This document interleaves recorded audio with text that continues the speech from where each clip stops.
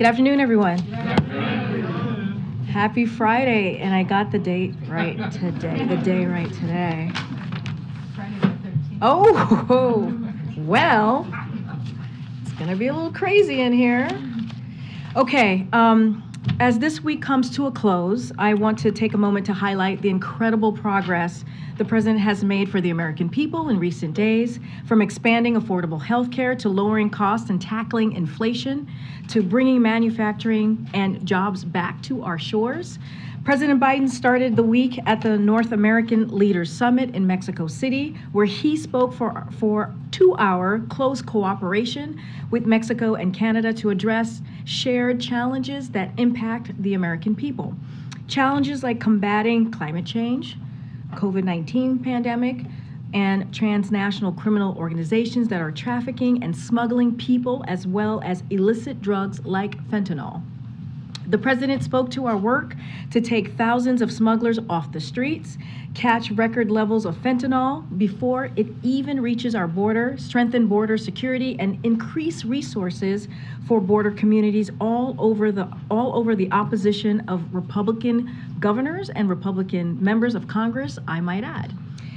We've also continued taking action to lower health care costs for American families, made possible by President Biden and congressional Democrats' enactment of the Inflation Reduction Act. On Wednesday, HHS announced its historic plans for Medicare to directly negotiate lower prescription drug costs. In addition, starting this month, seniors on Medicare are seeing their insulin costs capped at $35 for a month's supply.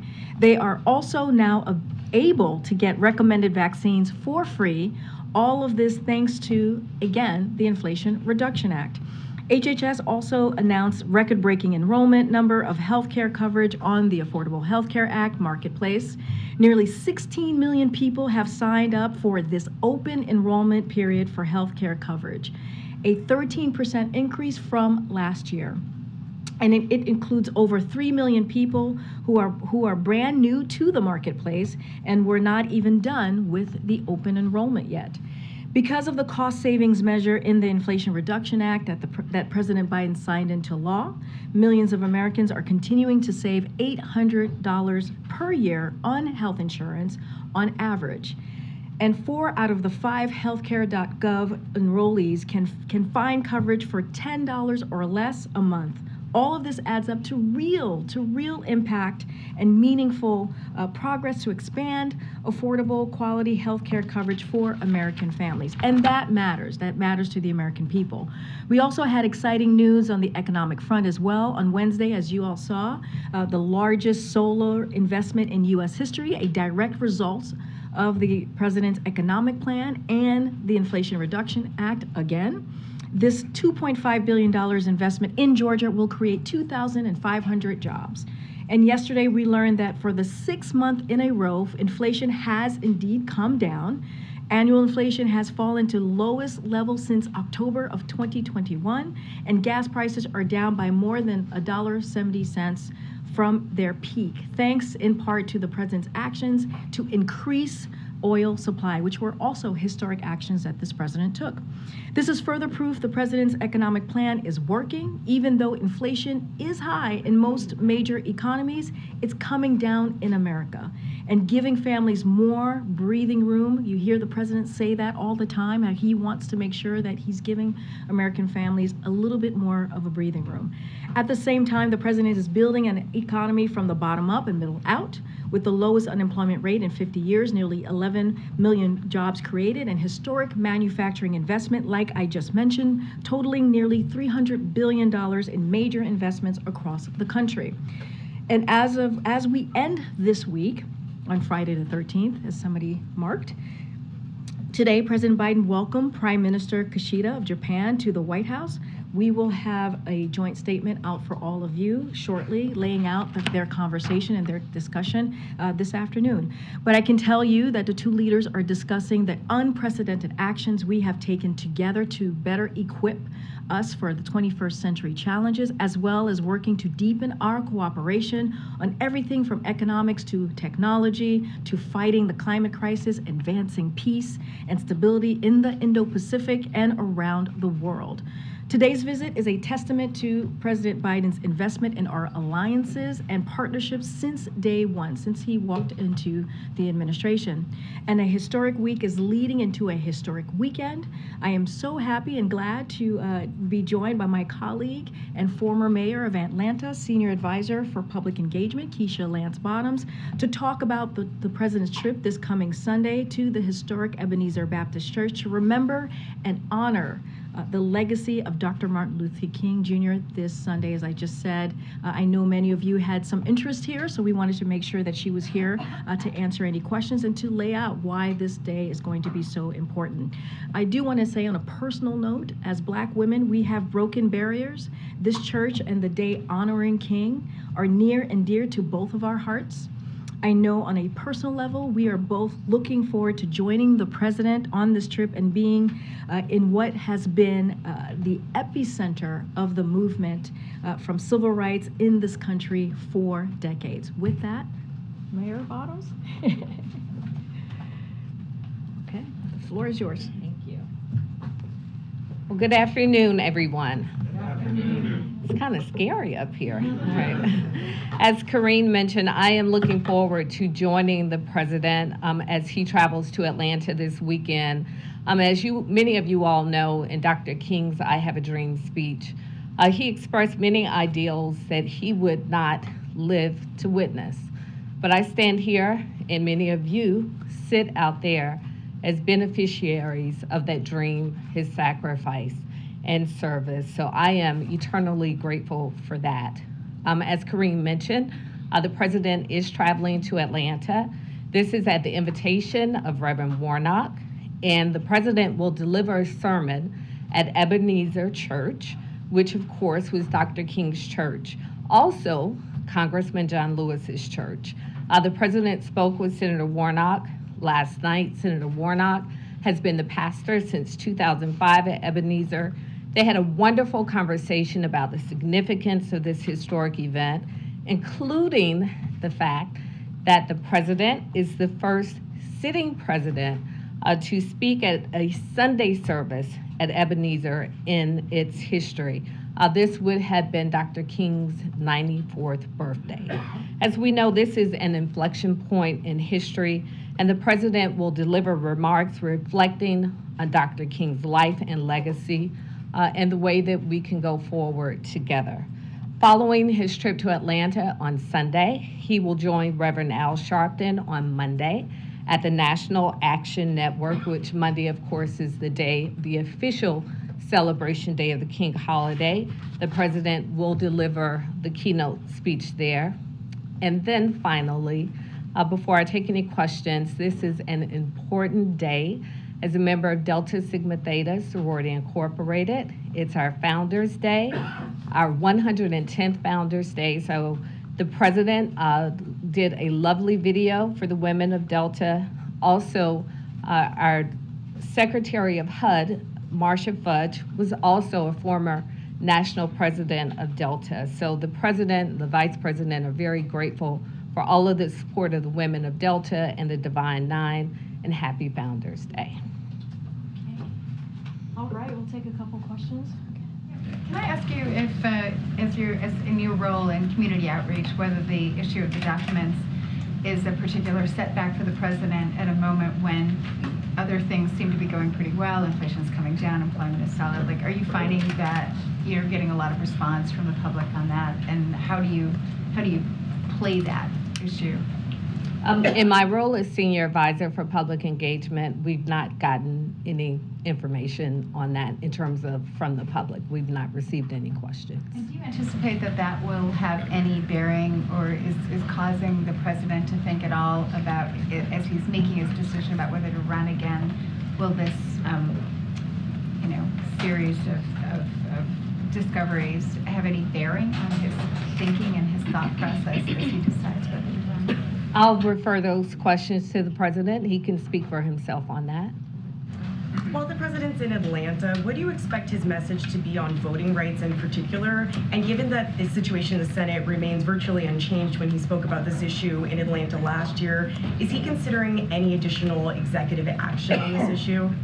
Well, the president's been very clear that we need Congress to act. He's asked for Congress to codify the John Lewis Voting Rights Act and also the additional Voting Rights Act that's pending before Congress. That's the Freedom to Vote Act. So the president has been very clear that voting, the right to vote, the access to vote is a core component of our democracy, and he's going to continue to push for that.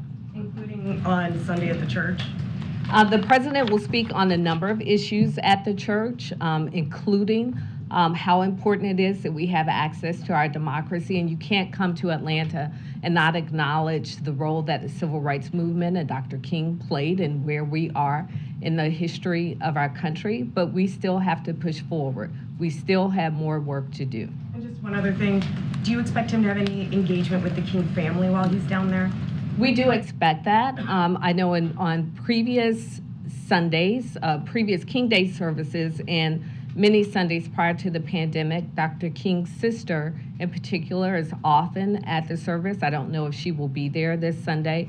And we also expect other members of the King family to be there as well.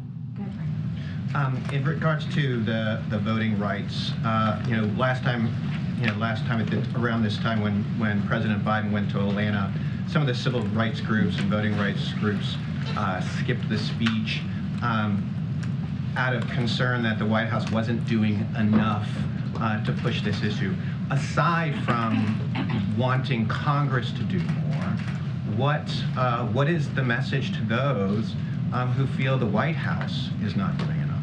Well, as I've been in this role as senior advisor to the president since June of last year, we have engaged with civil rights leaders. He's had them at the White House in a round table. I'm in constant contact with them. And I think that it's very clear that the president is doing everything that he can in his executive power to lean in on voting rights. But we need Congress to do more. This is important. If you've come through the East Wing, you've seen the pictures of Dr. King meeting with Lyndon Johnson, meeting with other civil rights leaders, hashing out voting rights in the White House.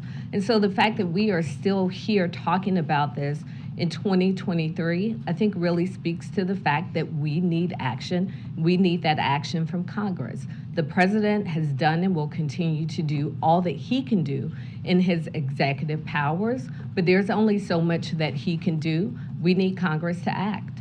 Is the feeling then that he has exhausted what he can do, his powers from the White House, his executive powers? Well, if there is more that he can do, we welcome those suggestions. But as I stand here today, it's my understanding that we have done all that we can do from the executive branch. Now we need Congress to act. Yes, thank you so much, Mayor Lyons, for being here. Really appreciate it. When you look at the economy, you saw the unemployment rate come down last month, and yet it went up for Black women, for Latinos.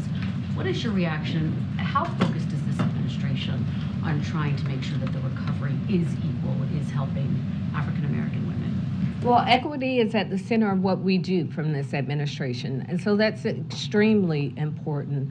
It's been said that when America catches a cold, then Black America catches the flu. Well, that's also in relation to the economy. We often know that communities of color and those communities that often face additional challenges have additional challenges with the economy. The great news is that the economy is doing much better under this administration. Also, the president is going to continue to lean in to make sure that we have access to resources that are specific to communities of color, that are specific to women, to give us those opportunities to be successful in this economy. Do you anticipate him addressing that in his remarks on Monday? I know that he will generally speak about where we are just in terms of helping those who are in need in our communities. I don't know if he will specifically address the economy, but as you all know, during Dr. King's last major campaign before his assassination, it was called the Poor People's Campaign. And what we know is that from this administration, many of the focus areas have been aligned with what Dr. King was focused on at the time of his assassination. That's making sure that we are creating this beloved community, free from hate, free from poverty, giving people access to resources so that they can have what they need to compete and succeed. Thank you. Thinking back to the 2020 campaign, part of the president's strategy at the time was going to visit these churches to engage some of the voters that he needed to turn out for him. In South Carolina, there was the 16th Street bombing anniversary that he spoke at in Alabama, and also on hand in Selma for Bloody Sunday. Is this speech at Ebenezer the start of a similar outreach campaign heading into 2024? I don't know that it's the start of it, but it could be a great start of it. I know that the president is very interested in connecting with people, hearing directly from people. It's the best way that any elected official truly hears and understands the needs of people, and there's no better place than to do that than at Ebenezer. Reverend Warnock has not just been very vocal about the challenges and the issues that are facing people as a candidate, but also as a pastor. And Ebenezer is a cornerstone in the Atlanta community, and I'm sure the president will get an earful on what our needs and our desires are for our country when he's there. Can you provide any insight into the writing process for this speech? I know that oftentimes there's a lot of time paid attention to speeches like this. How long the president's been working on it for? We've been working on it for a couple of weeks just as a team, and of course with the president's input. And as with any major speech that the president is giving, he gives his input, and the team takes it from there, and then he takes his pen and he says what he wants to say, and you'll hear that on Sunday. Okay, is it finished? No. Okay. Just one question. Obviously, Democrats had a big victory in the runoff election in Georgia. He's going back to a historic Black institution to speak of this church. You know, how do you see the state, your home state, kind of fitting into the political landscape going forward now? Georgia's pretty important. I think I've always thought that. Now the rest of the country knows it. We know that Georgia's played an important role with how our Senate is now comprised, and I expect that role will continue to be just as important in future election cycles. Okay, last question. And remember, Sorry. I just have to say this, Go for it. Georgia did go for Joe Biden, all right? Go ahead, Ebony, last question. Just a couple of questions. First, whether it be on Monday or on Sunday when he's at Ebenezer, is he going to be meeting with any civil rights organizations at any point during any of those visits?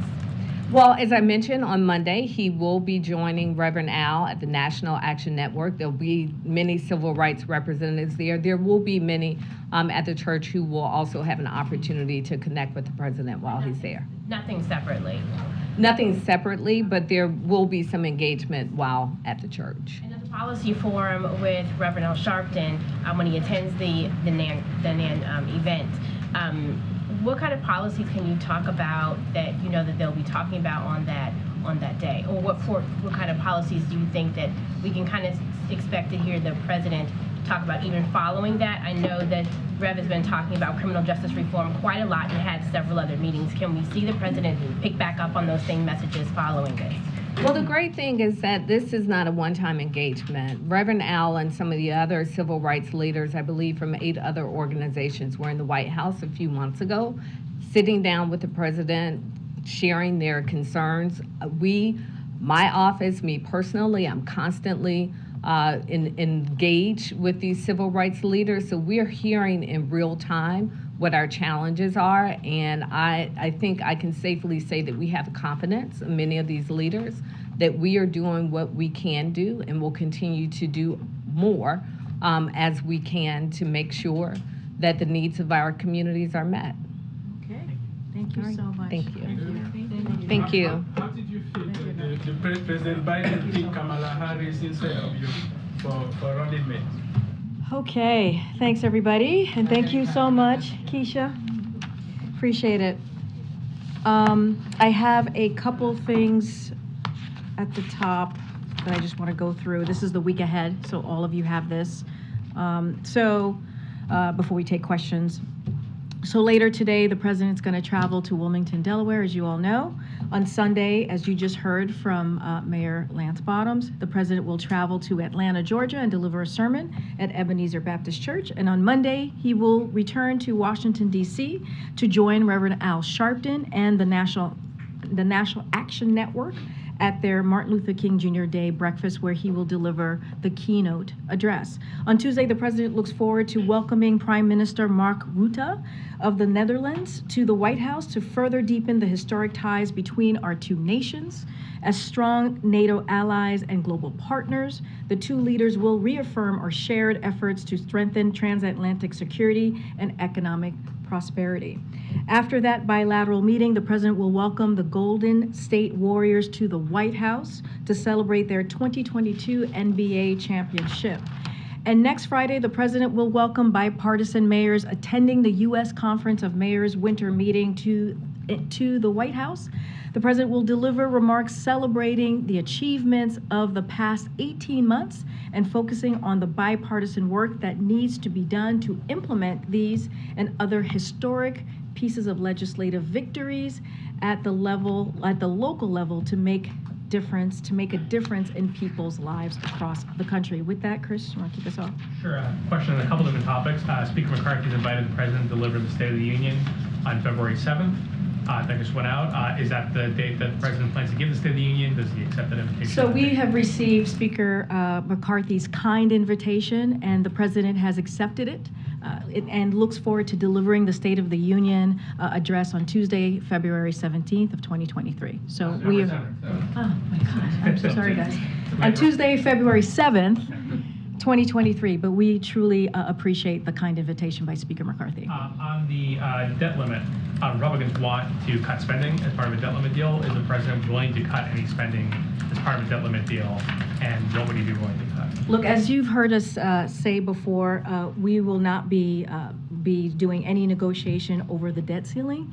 But broadly speaking, at the start of this new Congress, we're reaching out to all the members through the Office of Leg Affairs, making sure that we have those connections with those new members, as I just stated. But I want to say, like in the past, and I've said this before, and I'll say it again, there's been a bipartisan cooperation when it comes to lifting the debt ceiling, and that's how it should be. That's how it should continue. It's not and should not be a political football. This is not political gamemanship, and this should be done without conditions, and that's how we see this process moving forward. You say that there'll be no negotiating. You will not negotiate anything involving spending?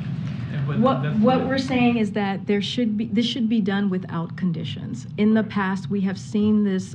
We have seen both Republicans and Democrats come together to deal with this issue. It is one of the basic items that Congress has to deal with, and it should be done without conditions. So there's going to be no negotiation over it. This is something that must get done. And does the president agree with the Treasury Secretary, that the debt ceiling should be eliminated? Again, I've spoken to this before. That is not, no one is talking about eliminating the debt ceiling or the debt limit. That's not what we're talking about right now. Congress is going to need to raise the debt limit without condition. So that is not what the discussion that we're having. Very last thing, have White House officials been interviewed by the special counsel or by the Justice Department involving the classified documents? So what I'll say from here is any questions that we may have about the review, about the process, I would refer you to the Department of Justice. I would also refer you to my colleagues over at the White House Counsel. I'm not going to get into any specifics from here. Go ahead, Mary. Aside from the special counsel, aside from this review, I just have a question about process and classified documents and their handling, because I think there's some confusion amongst the public and even in this room. You know, what is the process to make sure that classified documents aren't accidentally or intentionally taken when a president or vice president leaves office? You know, what's the protocol, or is this sort of just, you know, a self-review system? It's a good question. I would, on the process and how that works, I would certainly refer you to the White House Counsel's office. They would know that. They can walk you through that. My colleagues there, and I know many of you have been in touch with my colleagues in the last 24 hours, in direct touch, and answering many of your questions. So I would refer you to them on the specific process, so that they will certainly guide you in the right way. But as far as you know, is it ever okay for classified documents to be mixed with personal What I effects? can say, look, what I can say is what the president has said before, what I have said multiple times. We take this very seriously. The president takes classified information, classified documents very seriously. But look, you know, I've said this before. We have addressed this issue multiple times at length. And we have been fully cooperating with the Department of Justice, and now we will be doing the same with the Special Counsel's Office, just to be prudent here and just to make sure that we are consistent. I would refer you anything that is related to this, as it relates to the review, to the Department of Justice or my colleagues at the White House Counsel Office. And we see it as the best way to move forward. We want to respect the process, and so that's what I'm going to do. I'm going to refer you to the Department of Just to Justice. be clear, you're confident he followed whatever protocol was in place? Again, this is something that he takes very seriously. The president, when it comes to classified documents, when it comes to classified information. I'm not going to go into any specifics from here. If you have any questions, anything further that's related to the review, or I will refer you to the Department of Justice or my colleagues over at the White House Counsel's Office, who I know many of you who I'm staring at right now has been in close touch. Go ahead, Ed. A few things, Karine, thank you. Following up on the State of the Union, I believe it was the president who suggested he has spoken with Speaker McCarthy. Are there any plans for them to meet in person before February? Yeah, they spoke, and I think we actually shared that with all of you. The day that Speaker McCarthy became Speaker, you saw a statement from the President and the First Lady congratulating Kevin McCarthy becoming Speaker. And then the next day, I believe that was on a Friday. I believe the next day, which was a Saturday, the President had a direct conversation. He connected with Speaker McCarthy and congratulated him in person. But no plans yet for. I don't have a plan. I don't have a scheduled meeting to share with you at this time. I wanted to follow up on a few things from yesterday. When was the president informed about the Attorney General's decision to appoint a special counsel? How and by whom? So, the specifics on that, here's what I can tell you. I can tell you that we were not giving a heads up. I was asked that question yesterday. We did not know that the announcement was going to come yesterday until after it happened, so I can clear the deck there and let you know. Anything else specific to when the president knew or anything that's related to this, I would refer you to the White House Counsel's Office. I know many of you that I'm looking at right now has been in close touch with my colleague there.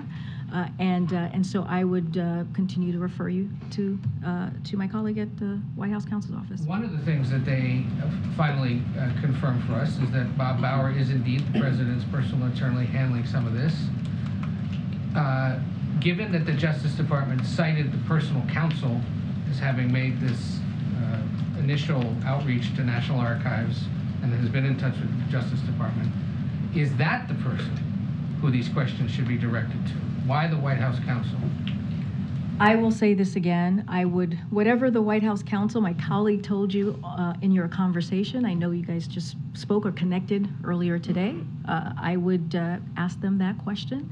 And anything related to the review, I would refer you to the Department of Justice. And regarding the extraordinary measures that the Treasury Secretary announced a little while ago in advance notice to Congress, is there a policy that requires her to give advance notice of those plans? You have to reach out to the Department of Treasury on how that process works. What I can say is, just so that everyone knows, folks who are watching, the debt limit is projected to be reached on Thursday, January 19th. At that point, Treasury will begin to take extraordinary measures to prevent default. Secretary Yellen did not name a specific X date, if you will.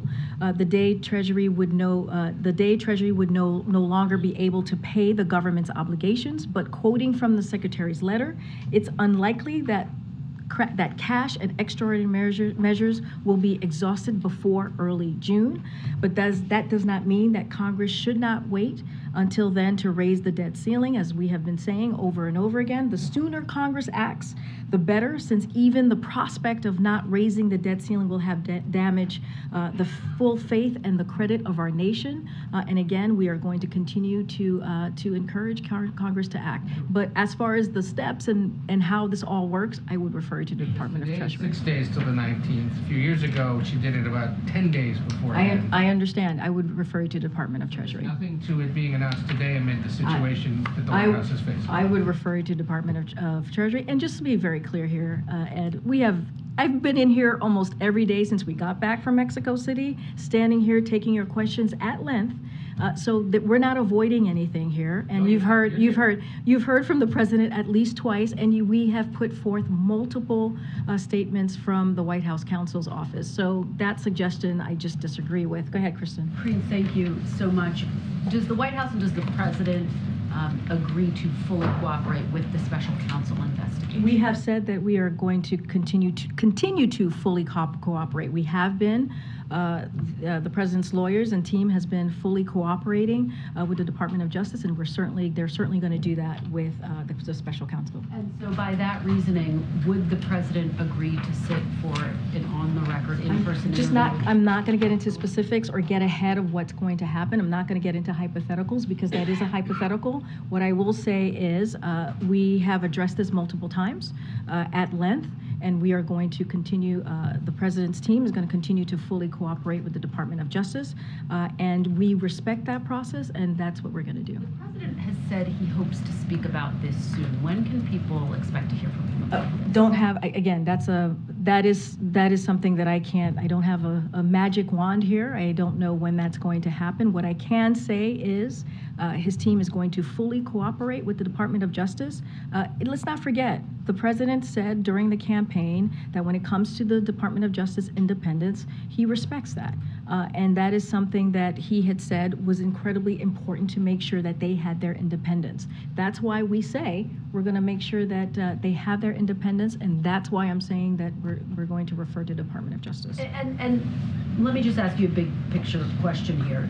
Does the White House, broadly speaking, have an obligation to share not just with the National Archives, but with the American people when the existence of classified information is found in a private location? Again, there is a process in this. But just big picture, not necessarily in this instance, but is it the policy of the White House that they should share that information not just with the National Archives, but with the Americans? So I'll say this, Kristen. We have been transparent in the last couple of days. Remember, there's an ongoing process, and we have spoken when it is appropriate.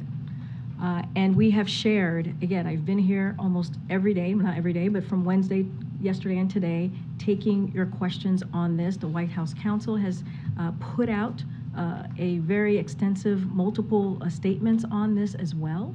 And you all, I know, you all have been talking, many of you here have been talking to my colleague in the White House counsel. So what the actions that we took were right actions that his team took in dealing with the Department of Justice and also the archives. Look, I have. You guys have answered questions when the press has broken in the news. Because it's an ongoing process. Because again, it is an ongoing process. There is a process here. The Department of Justice is independent. We respect that process. But again, I have taken questions. I can take two questions through 100 questions. I have answered your questions as almost every day on this issue.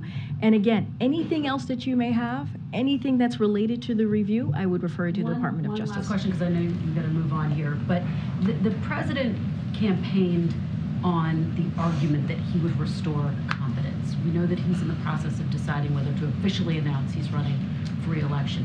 Does this episode undercut that argument that he would restore confidence? Because here we have in the headlines that he is now under investigation. He's restored independence in the Department of Justice. That's what we're doing here. When we're saying we're going to refer you to the Department of Justice, that is restoring independence as it relates to issues like this. And that is important to the president. And it's been consistent. What I am saying about investigations has been consistent for the last 2 years. You've heard me over and over again, when it comes to a legal issue or a matter like this, we have always referred to the Department of Justice. So there's nothing here different here. We have said we wanted to restore the independence of the Department of Justice. That is what you're seeing. And again, this has been done in a transparent way when it relates to how this was dealt with the Department of Justice and the archives. The president takes this very, very seriously. Any other questions that you may have about this particular issue, about the review, I would refer you to the Department of Justice. You guys have been in touch with my colleagues at the White House Counsel Office, and I would suggest that you continue to reach out. Go ahead, Stephen. Thanks. I just want to press you on that point about the idea of disclosures when it's appropriate. You describe a process, but it sort of feels like a strategy, a communication strategy to protect the president from political damage. Was it the hope and expectation here that this would have remained a private matter and not have been subject to public disclosure? Look, Stephen, that's your version of the case. I've been very clear here, and I've answered that question multiple times in different versions, right, in the last couple of days. Look, want to be very clear. There is a process here. We are going to respect the process. This is all part of the Department of Justice process, and we are cooperating fully. We are cooperating fully in this process. And again, the president believes that the Justice Department and its independence needed to be restored. That's what you have seen under this administration the last 2 years.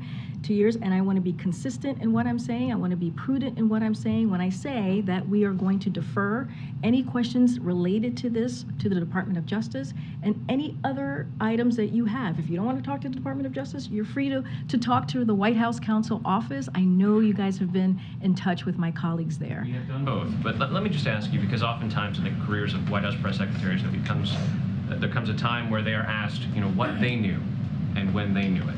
Were you or any member of your staff involved in the crafting of a strategy as to when this disclosure should be made in advance of CBS News breaking the story on Monday evening? No.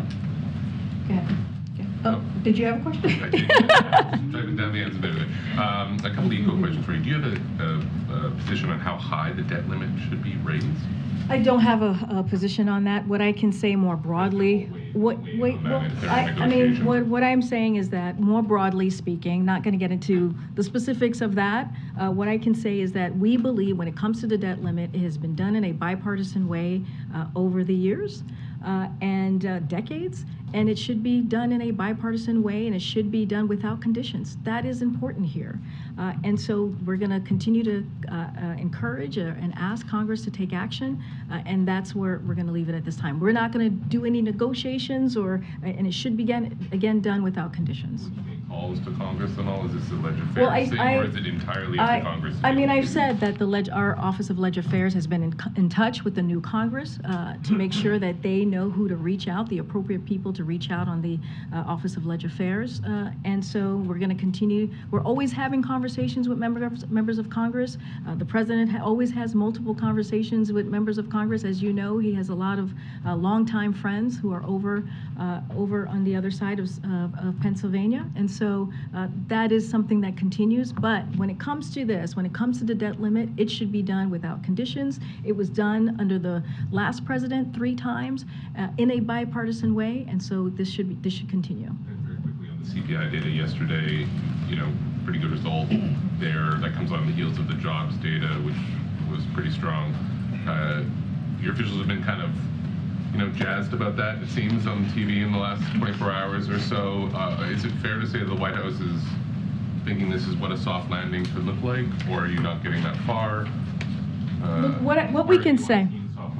Team soft landing. I'll say this, and as you said, you've heard from many of my colleagues who are who are economists who have been working on this issue, pushing forward the president's economic plan.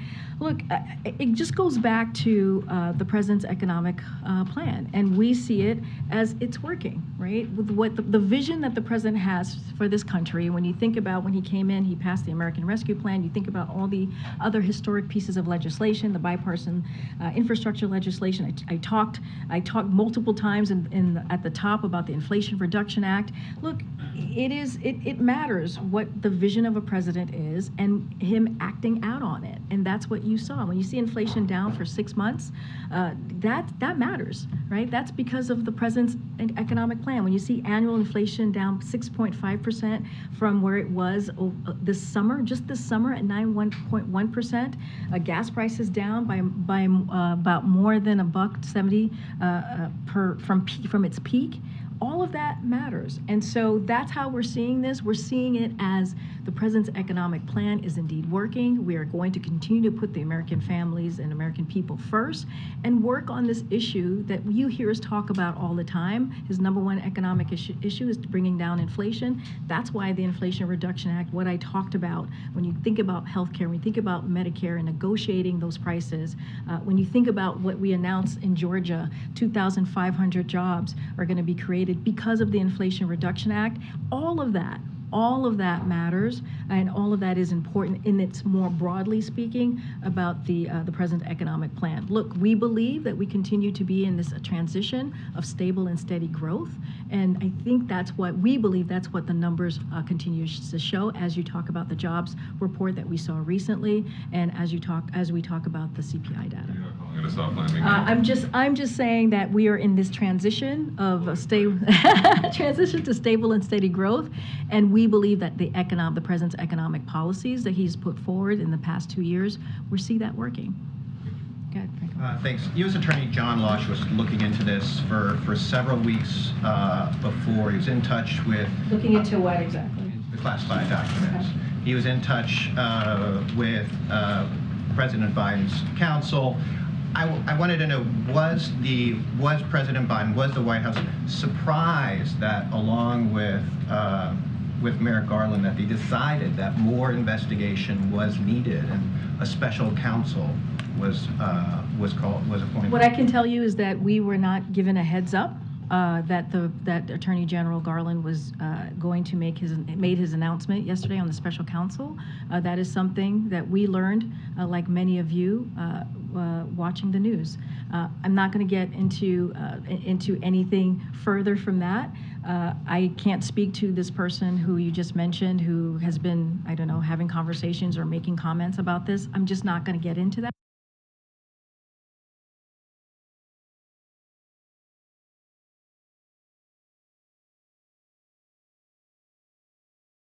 Colleagues on any particular questions that you may have that's related to this process. And if it's something that you want to know specifically about the review, I will refer you to the Department of Justice. When President Biden did say, God willing, he hoped to be able to say more soon, I mean, it seemed like he was thinking that the investigation would end soon. Was he surprised? I'm just not going to go beyond what the president said.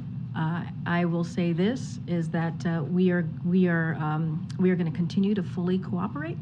As I've said, we have talked about this at length. We've had multiple statements on this. And again, we want to be prudent here. I'm going to be consistent here. Any questions that you may have about this process, I would refer you to the White House counsel. Another topic. I wanted to ask about the administration's appeal of the Sutherland Springs mass shooting case. Does it concern the administration that some gun control advocates are concerned or worried about the appeal by the DOJ, and that appeal undercuts Biden's own stance on background checks, and actually also that the NRA is essentially applauding the DOJ's move? So look, when it comes to issues like this, legal issues, that is something that the Department of Justice deals with. Again, they are independent, so I would refer you to them on their decision. The president continues to be committed on making sure that we address an issue that is affecting families across the country, communities across the country, which is gun violence. That's why it was so critical when he signed the bipartisan piece of legislation on gun violence just a couple of months ago, this past summer. And he's going to continue to call for the ban of assault weapons, working with Congress to make that happen. And let's not forget, the first year and a half of this administration, we put forward more executive actions than any other president on dealing with this issue, on dealing with protecting our communities, protecting families, dealing with gun violence, and that is that call that he has, especially the call to action from Congress, is going to continue and it's not going to stop. I'm going to go to the back. Go ahead. I have two questions on the meeting with the Prime Minister, but just briefly on the documents. We have seen online propaganda from adversaries seeking to take advantage from this revelation. I'm sorry, can you go back a little bit? Who's seeking to take advantage? We have seen online propaganda from adversaries seeking to take advantage of the revelation of the classified documents. I wonder if you can share with us whether the administration is anticipating any kind of national security implications from this fallout. Are you hearing any kind of intelligence, and are you doing anything to deter those threats? Again, I'm just not going to talk about any intelligence from here. I would certainly, anything that's related to this, I would refer you to the Department of Justice and also refer you to my colleagues at the White House Counsel. I'm just not going to go into anything, especially national security affairs, and so I would refer you to them. I'd probably follow up with your National That'd be Security great. Council first. Okay, That'd be great. on the meeting, I know we're waiting for a readout, but if you can tell us whether the leaders spoke about semiconductors and whether Japan confirmed that it will enact export controls to limit Chinese access to semiconductors, and whether the Prime Minister again urged President Biden, as he has done so many times, if he would be open to joining CPTPP. So on CPTPP, this is not an option we're exploring. I think we've said that before. We're focused on the IPEF, as you know, the Indo-Pacific Economic Framework, negotiations and deepening our economic ties with those 13 partners, many of which are TPP partners. So that is going to be our focus. That has not changed. As it relates, again, I don't want to get ahead of the conversation. They're currently still having a dialogue. The bilat is still occurring, but I expect they will discuss China, Russia's war against Ukraine, and the DPRK's unlawful nuclear and missile programs, and the leaders will focus on what they can get done together in 2023. Japan holds in the G7 presidency and has just taken a non-permanent seat on the UN Security Council, while we're hosting the APEC and seeking to make shift progress on the Indo-Pacific Economic Framework. Prime Minister Kishida arrived at the White House, as you all know. I believe my colleague laid out what came out of that 2+2 after consulting closely with us and regional partners in Europe, and I expect the President and the Prime Minister Kishida will debrief on those consultations. Again, don't want to get ahead of, we're going to have a readout for you. They're having this conversation currently, and so once we have the readout this afternoon, we certainly will share that. I can just dig a little bit deeper on IPEF, Krim, because we really haven't heard much about this framework since it was launched last year. So at this point, it seems like the administration still believes that this is the best offer that the U.S. can give to counter Chinese trade clout. Am I understanding this correctly? Let me so as you said, it was announced in Tokyo just this past May, and Japan was a critical partner, as you know, in helping us to build support, particularly among Southeast Asian countries. So that is important. Again, Japan has been a critical partner in this. IPEF partners represent 40% of the world GDP,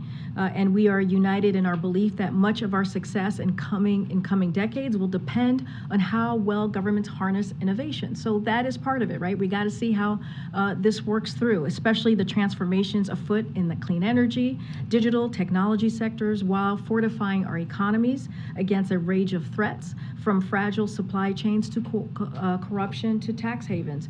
So again, with Japan's partnerships and leadership in the negotiations, we expect to achieve high standard commitments that will deepen our economic engagement in the region and make good progress in text-based negotiations this year. So this is a partnership that is incredibly important. Japan played a very big role in it. When you think about it represents the 40% of the world GDP. And so look, this is again an important partnership. This is a framework that we are incredibly committed to, and we appreciate Japan's partnership in this. Oh, yeah. Go ahead, Ed. Yeah, thanks, Karine. I want to ask you about the U.S. Chamber of Commerce. So the U.S. Chamber of Commerce embraced President Biden in 2020, and now the president of the U.S. Chamber says that the businesses it represents are fed up with the government making it harder to do business and adding new rules and regulations. Do you have any response? Yes, I do. First thing, the president's first 2 years in office have been the best for job creation in history. When you think about nearly 10.5 million jobs created, manufacturing and small businesses are on the rise, and we are seeing progress in our fight against global inflation. So So that's the first piece to just lay out there. The second, look, I don't think that it's all of the chamber's presidents who said that. She also called out polarization and gridlock and called for permitting reform, immigration reform, improving child care, improving climate resilience, and funding law enforcement. So those are all areas where President has called for Congress to act. And we also agree with the chamber that Congress must address the debt limit, and we can, quote, not play chicken with the true faith and credit of the United States. That's end quote. And lastly, let me just say, as I think everyone is aware, the last 2 years showed historic bipartisan progress for the American people. I've talked about during this press briefing those pieces of legislation, again, historic pieces of legislation, including on rebuilding our infrastructure and investing in American manufacturing. So the president's plans on infrastructure, next generation research, clean energy, and manufacturing are strongly supported by business community. Again, we do outreach to different communities when we talk about these important pieces of legislation, when we talk about the president's economic plan, but he also believes big corporations should pay their fair share in taxes. And that's not just us, that's also the American public who believes that they should be doing this. Well, she said also that there's government regulatory overreach, adding, and I'll quote her, when regulations are driven by ideological agendas and imposed on businesses without transparency, accountability, or clarity, government isn't working. So will there be changes, and is government working? Look, I'll say this, our administration is leveraging every available tool to advance the president's ambitious agenda for the country and to deliver for the American people. That's the president's primary goal.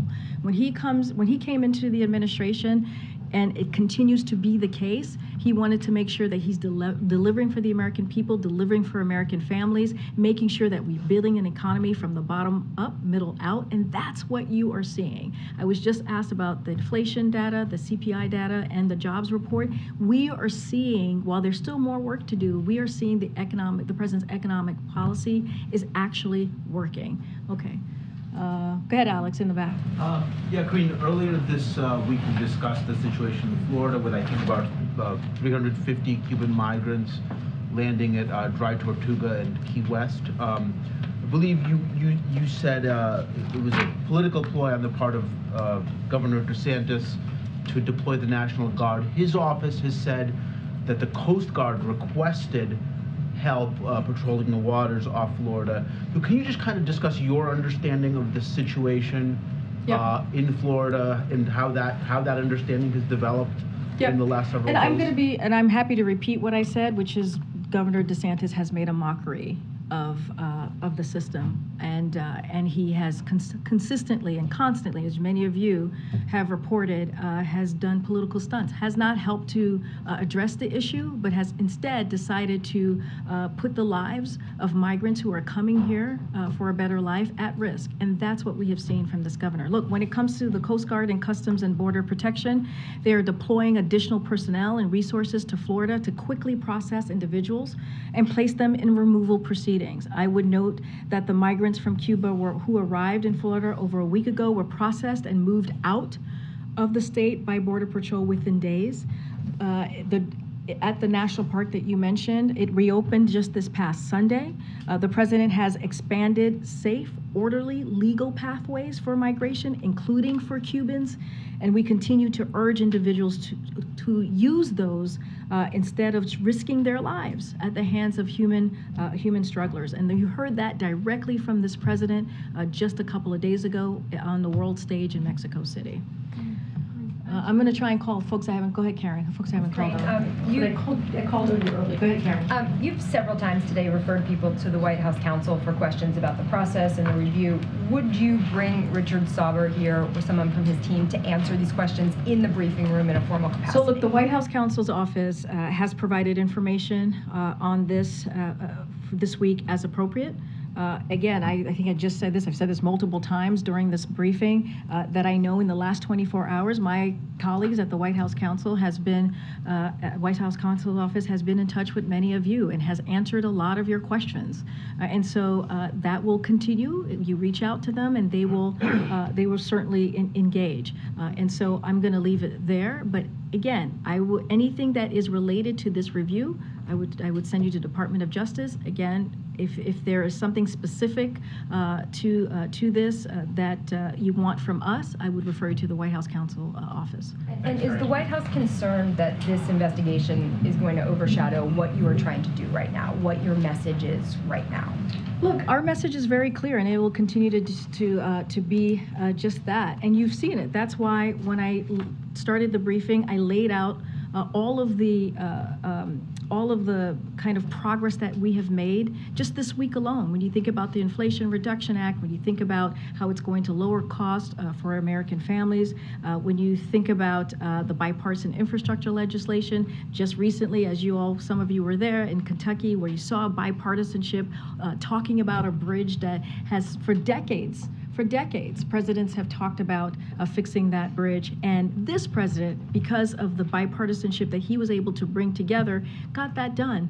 And so, look, we're not going to stop talking about how we're going to deliver for the American people. I actually think, and we actually believe, there are people who are watching, the American people who are watching want to hear that. They want to hear what I just laid out at the beginning of the briefing. They want to know how this president, how this administration, how the federal government is delivering for them. So we're going to continue to have those conversations. You're going to continue to hear from me speaking about that. You heard from the president yesterday talking about the CPI data and how important it was to see inflation go down in six months, and how we're seeing record low unemployment in 50 years. That is conversation, and that work is going to continue. Thanks, everybody. Have a great weekend.